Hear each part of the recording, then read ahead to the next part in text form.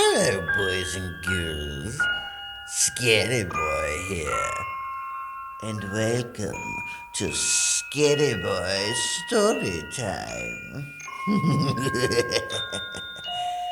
Now, enough with all the formalities. It's time for our feature presentation.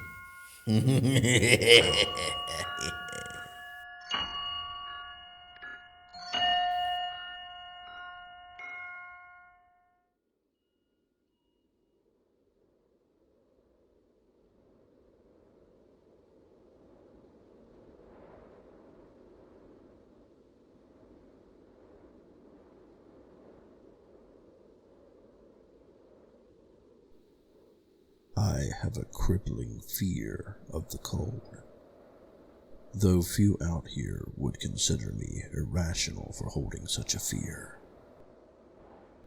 For miles in every direction, empty snow stretches out into infinity. Gray skies perpetually linger overhead and cast a steady snowfall down to the frigid earth below. Just before the horizon, the ice-filled sea lies barren and lifeless. Here, the cold has claimed many victims with her frozen grasp. Men go out, get lost in a sudden blizzard, and collapse in the pale snow. Their movements slowly decay to a futile shivering until they succumb entirely to the inhospitable temperatures. The cold takes no quarter, and her presence hangs as a constant reminder that nature had not meant for man to inhabit this region. I did not always fear the cold. My wife came down with a profound sadness since the birthing of our first child, and sits quietly in our shelter all day.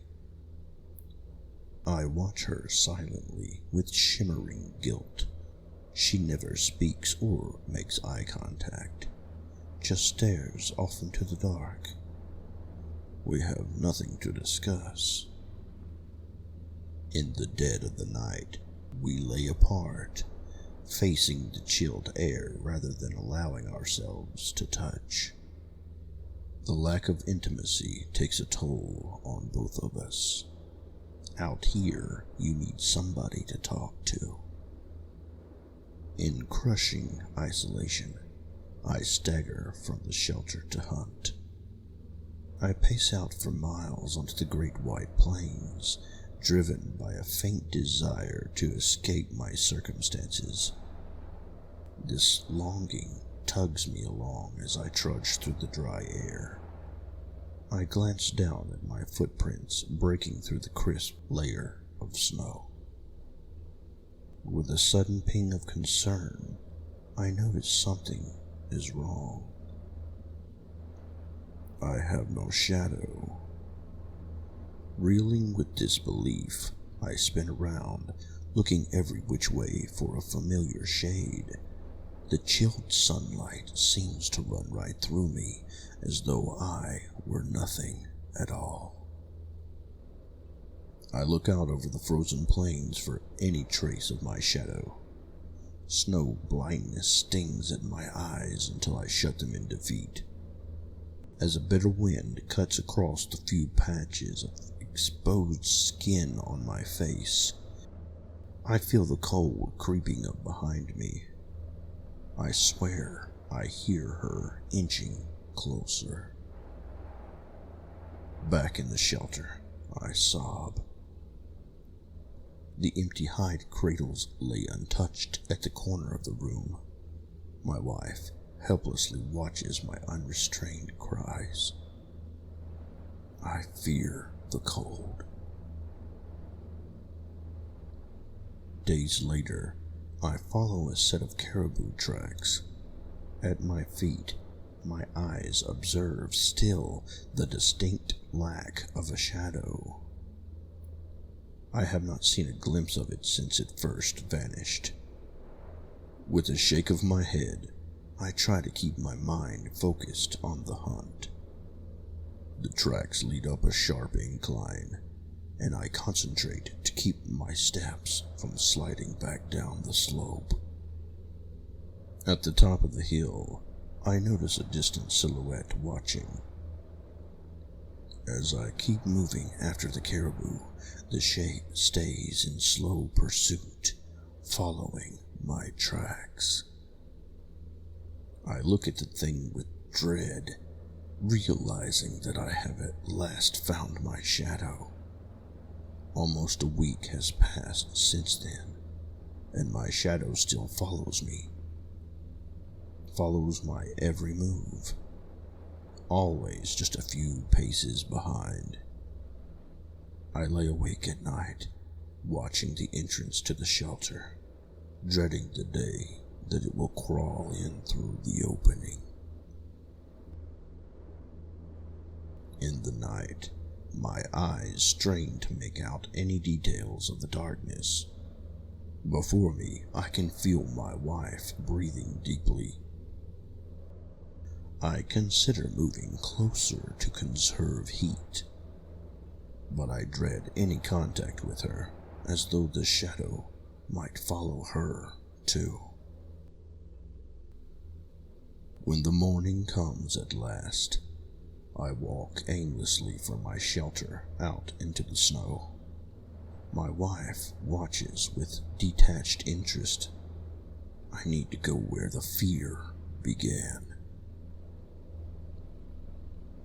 As a fresh layer of snow tumbles down from the sky, I wander out, a clear destination scarred into my mind. The familiar shadow slithers up behind me, moving where I had just tread moments before. Looking back, it shrinks down under the sunlight, practically invisible against the white plane of the earth. Picturing my target location in mind, I follow the frozen creek past crumbling structures of stone. The shadow peeks out from the rocks as I proceed past, still hanging around just behind me. With a deep shiver, I spot the place. A simple stone marks the ground, driven down through the snow by myself to leave some trace of what occurred there. Drawing closer, I find my steps shrinking shorter with each pace. A numb settles in my fingers and toes by the time I make it to the site. I sit down by the decorated stone where it happened. This is where I killed our daughter. I brought the newborn out to this spot and abandoned her in the snow. We did not have the food for her. Why couldn't she have been a son? As I sit down in the snow, the thing waits patiently just behind me. At last, I turn to look into her face, my eyes wearily gazing over her frostbitten features. The shadow being leans in closer, its chilled breath spilling out into my face. Expressionless, the cold embraces me. I feel her wrap me completely, and I dissolve into the flesh of the shadow, fading out with one last shiver. I fear the cold no longer.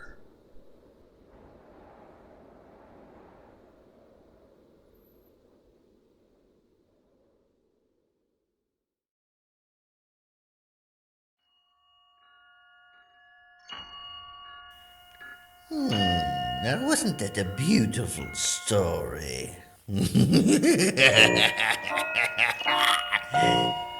Be sure to subscribe and click the notification bell so that you know when my next story comes out. But until then, bye-bye for now.